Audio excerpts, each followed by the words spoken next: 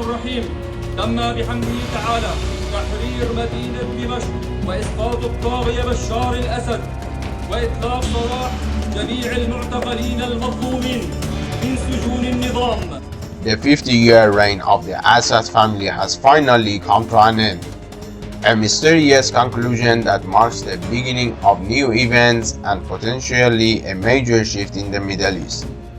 Turkey is eyeing the expansion of its empire and possibly annexing Syria, while Israel aims to eliminate Syria's military capabilities and remove any threat from its neighbor.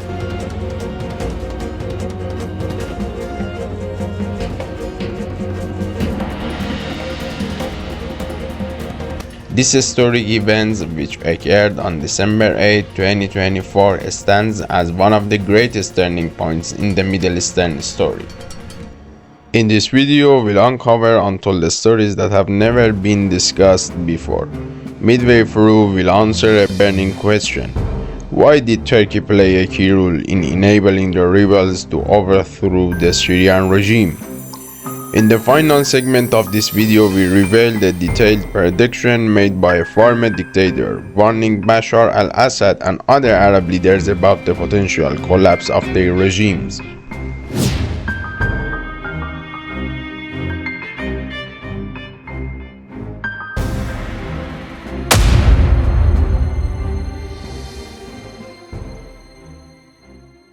Bashar al-Assad, the son of Hafiz Assad, came to power in 2000 after his father's death.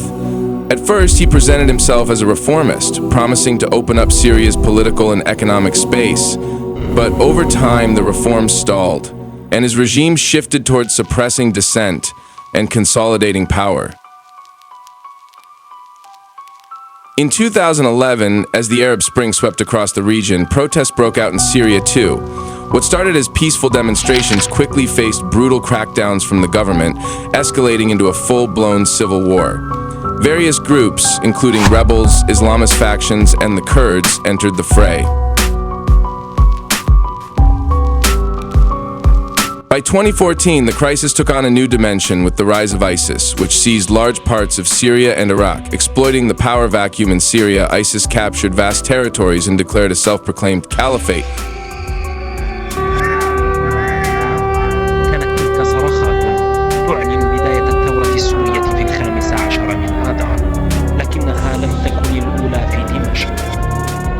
However, the entry of a US-led international coalition and Russia's military backing of Bashar al-Assad's government shifted the balance of the war.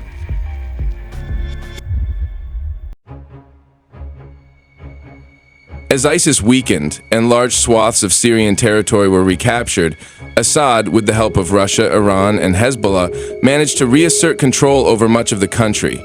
Despite ISIS's defeat, Assad remained in power and was grappling with economic crises, widespread destruction of infrastructure, and millions of displaced people.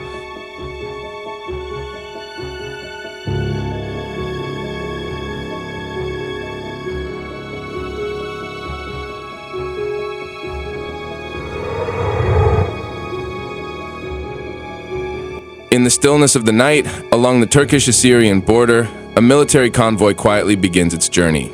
This convoy carries forces trained for years in the shadows, soldiers molded under the leadership of Tahrir al-Sham commanders.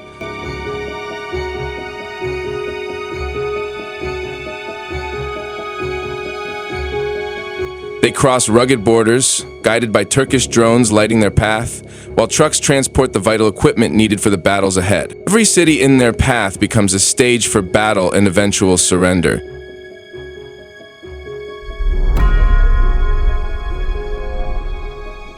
Hama, Homs, and Aleppo fall swiftly. The weary populace, tired of years of war and oppression, greets the forces with a mix of joy and apprehension. The Syrian government troops, unable to withstand this wave, retreat one after another. From the very start of the Syrian civil war, Turkey has been heavily involved in efforts to bring down Bashar al-Assad's government. They've supported opposition groups, provided them with weapons, and established bases along the northern border. Tabii Şam muhaliflerin bu yürüyüşü şu an itibariyle devam ediyor. Biz de bunu gerek istihbarat gerekse bütün medyadan takibini yapıyoruz. Tabii temennimiz kazasız belasız bir şekilde Suriye'deki But it's not just about helping the Syrian people. There's a bigger plan at play. Erdogan is aiming to position Turkey as a leading power in the Middle East, with aspirations of reviving the influence of the Ottoman Empire. For him, Assad's fall represents a key opportunity to expand Turkey's influence, not just in Syria's military and economy, but across the Arab world. Nobody knows who the other side is, but I do. You know who it is? Turkey. Okay? Turkey's the one behind it. He's a very smart guy. They've wanted it for thousands of years, and he got it. Meanwhile, in Damascus, Bashar al-Assad issues his final orders, but as the sound of explosions grows closer, he is forced to abandon the presidential palace. Assad boards a helicopter headed for a hidden airstrip, from where he flees to Russia. The fall of Damascus is marked by celebrations from the people and the victorious opposition forces. Assad's posters are torn down from the walls, and the flags of the opposition rise over buildings.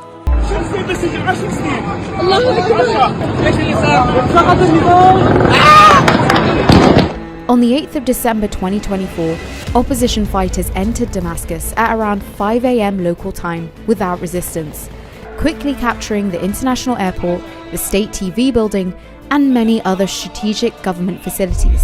تم بحمده تعالى تحرير مدينة دمشق وإسقاط الطاغية بشار الأسد وإطلاق سراح جميع المعتقلين المظلومين من سجون النظام.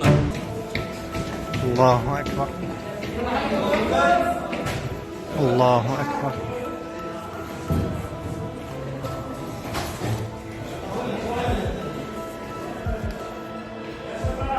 الله أكبر.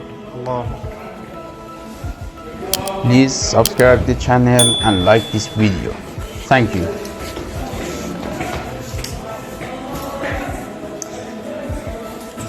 وهاي غرفة نوم للكلب.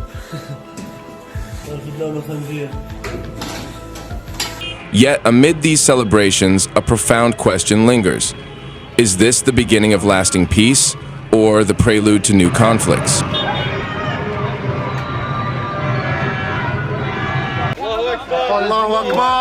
Will Syria ever see better days? Only time will tell what plans Turkey, Israel, and even Iran have for its future. شو سبب تدمير العراق وغزو العراق وقتل مليون عراقي وخلص أصدقائنا الأمريكان يجاوبونا على السؤال اللي حاير. لماذا العراق؟ شو سبب له؟ بن لادن عراقي؟ ما هو عراقي. اللي ضربوا نيويورك عراقيين؟ ما هم عراقيين. اللي ضربوا البنتاغون عراقيين؟ ما هم عراقيين.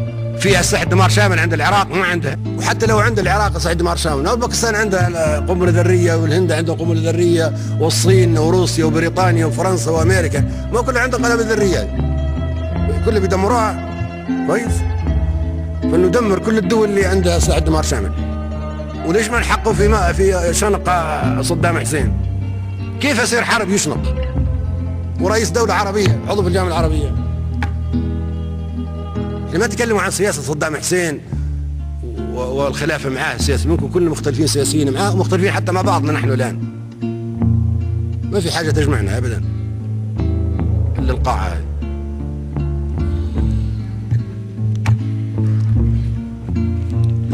ليش ما يكون فيها تحقيق في مقتل صدام حسين؟ قيادة عربية بالكامل تقتل تشنق في المشانق ونحن نتفرج. لماذا؟ ممكن الدور جاي عليكم كلكم.